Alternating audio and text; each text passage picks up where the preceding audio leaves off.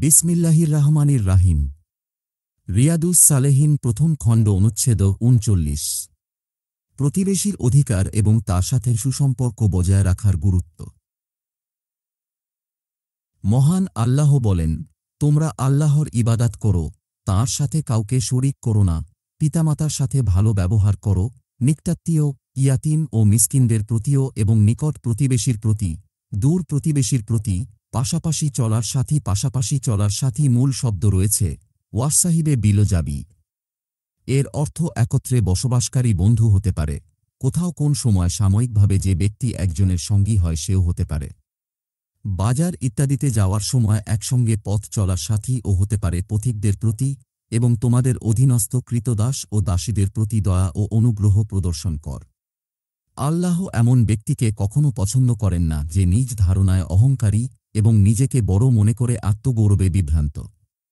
সূরা আন-নিসা ৩৬। হাদিস নম্বর ৩০৩। ইবনে উমার ও আয়শা রাদিয়াল্লাহু থেকে বর্ণিত। তাঁরা উভয়ে বলেন, রাসূলুল্লাহ সাল্লাল্লাহু আলাইহি ওয়াসাল্লাম বলেছেন, জিবরিল আলাইহি ওয়াসাল্লাম এসে আমাকে প্রতিবেশীর ব্যাপারে অবিরত উপদেশ দিতে থাকলেন, এমনকি আমার মনে হল হযরত তিনি প্রতিবেশীকে ওয়ারিস বানিয়ে দেবেন। ইমাম বুখারী ও ইমাম মুসলিম হাদিসটি বর্ণনা করেছেন। হাদিস নম্বর ৩০৪। আবু জার রাদিয়াল্লাহু থেকে বর্ণিত। তিনি বলেন, রাসূলুল্লাহ সাল্লাল্লাহু আলাইহি ওয়াসাল্লাম বলেছেন, হে আবু জার, যখন তুমি তরকারি পাকাও তাতে একটু বেশি পানি দিয়ে ঝোল বাড়াও এবং তোমার প্রতিবেশীকে পৌঁছাও। ইমাম মুসলিম হাদিসটি বর্ণনা করেছেন। তার অপর বর্ণনায় আবু জার রাদিয়াল্লাহু বলেন, আমার বন্ধু মহানবী সাল্লাল্লাহু আলাইহি ওয়াসাল্লাম আমাকে উপদেশ দিলেন, যখন তুমি ঝোলও পাকাও তাতে বেশি পানি দাও, অতঃপর নিজের প্রতিবেশীর ঘরের খোঁজ খবর নাও এবং তাদেরকে এই ঝোল থেকে ভালোভাবে দাও। হাদিস নম্বর ৩০৫। আবু হুরাইরা রাদিয়াল্লাহু থেকে বর্ণিত। নবী সাল্লাল্লাহু আলাইহি ওয়াসাল্লাম বলেন, আল্লাহর শপথ, সে মুমিন নয়, আল্লাহর শপথ, সে মুমিন নয়, আল্লাহর শপথ, সে মুমিন নয়। জিজ্ঞেস করা হল, হে আল্লাহর রাসূল, কে সেই ব্যক্তি? তিনি বলেন, যার অনিষ্ট থেকে তার প্রতিবেশী নিরাপদ নয়। ইমাম বুখারী ও ইমাম মুসলিম হাদিসটি বর্ণনা করেছেন। মুসলিমের অপর বর্ণনায় আছে, যার অনিষ্ট থেকে তার প্রতিবেশী নিরাপদ নয় সে জান্নাতে প্রবেশ করবে না। শব্দার্থ ধোঁকাবাজ অথবা দুষ্ট। হাদিস নম্বর ৩০৬। আবু হুরাইরা রাদিয়াল্লাহু থেকে বর্ণিত। তিনি বলেন, রাসূলুল্লাহ সাল্লাল্লাহু আলাইহি ওয়াসাল্লাম বলেছেন, হে মুসলিম মহিলাগণ, কোন প্রতিবেশিনী যেন তার অপর প্রতিবেশিনীকে তুচ্ছ জ্ঞান না করে, এমনকি সে তাকে বকরীর পায়ের একটি খুর উপঢৌকন পাঠালেও। ইমাম বুখারী ও ইমাম মুসলিম হাদিসটি বর্ণনা করেছেন। হাদিস নম্বর ৩০৭। আবু হুরাইরা রাদিয়াল্লাহু থেকে বর্ণিত। রাসূলুল্লাহ সাল্লাল্লাহু আলাইহি ওয়াসাল্লাম বলেন, এক প্রতিবেশী যেন নিজের দেয়ালের সাথে অপর প্রতিবেশীকে খুঁটি গাড়তে নিষেধ না করে। অতঃপর আবু হুরাইরা রাদিয়াল্লাহু বলতেন, আমি তোমাদেরকে এ হাদিস থেকে মুখ ফিরিয়ে নিতে দেখছি। আল্লাহর শপথ, আমি তোমাদের সামনে এ হাদিস অবশ্যই প্রকাশ করব। ইমাম বুখারী ও ইমাম মুসলিম হাদিসটি বর্ণনা করেছেন। হাদিস নম্বর ৩০৮।